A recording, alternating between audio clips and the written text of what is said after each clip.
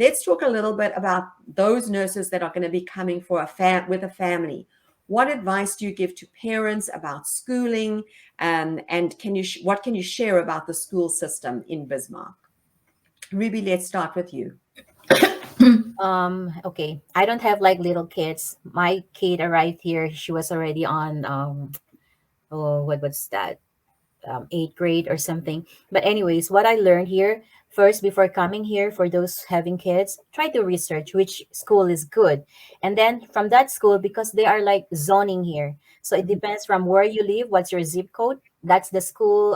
There are certain schools that are, that you can enroll your kids, and then with free bus also, there is also a certain distance that you can I forgot what's the certain miles that you need to be far from school for you to be able to get a free bus ride. So yeah, that's the first thing. Like, check for a good school, and then choose the apartment based on the like, how do you call that, zip code, because there's zoning here. Okay, great advice. Anything to add to that, Carla, about the school system and advice for parents coming? So I think one of the main concern of parents here is the bullying. Mhm. So I guess one tip that I can give them, because when we moved here, my daughter was in fifth grade, so she was in elementary and had to transition to middle school. So middle school here is between sixth to eighth grade. And then you move to high school from ninth to 12th grade. So just an FYI. So she was in her last year of elementary. So and like what Ate Ruby said, it's per area here or district. That's how they assign the public schools to you. So everything is for free. Otherwise, from those additional that you have, if your child is like an art class, they have some stuff that they would want you to pick up for your child for art supplies. Aside from that, everything is for free, and then the busing is also free. So the main concern is about bullying. So if your child, I believe, just give them the heads up or advise them that if someone is kind of picking on them, even if it only starts as a joke, to tell the teacher or someone who's an authority, so that bullying kid or that other child does not continue doing that. But my daughter, because she's very good, she was able to adapt to the other kids very easily. So she had no issues at all with someone bullying her. But stereotyping is very much rampant as well. They were asking her, "Are you from China?" Because it's like they only know that when you're from Asia, it's like China is the only country that they know about. Forgive the kids.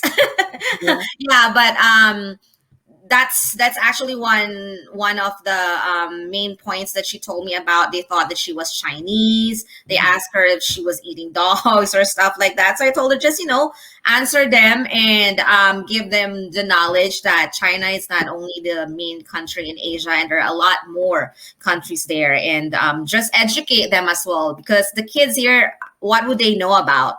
So yeah, just to address that bullying issue right away before it even gets worse. But thank God that my daughter never had to suffer from that.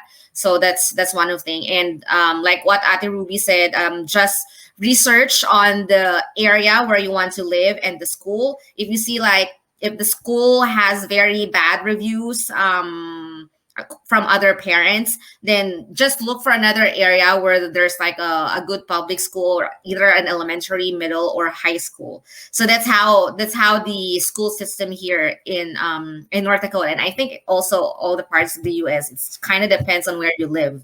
Because if Yeah. you move, your child also has to move schools with you. Yeah.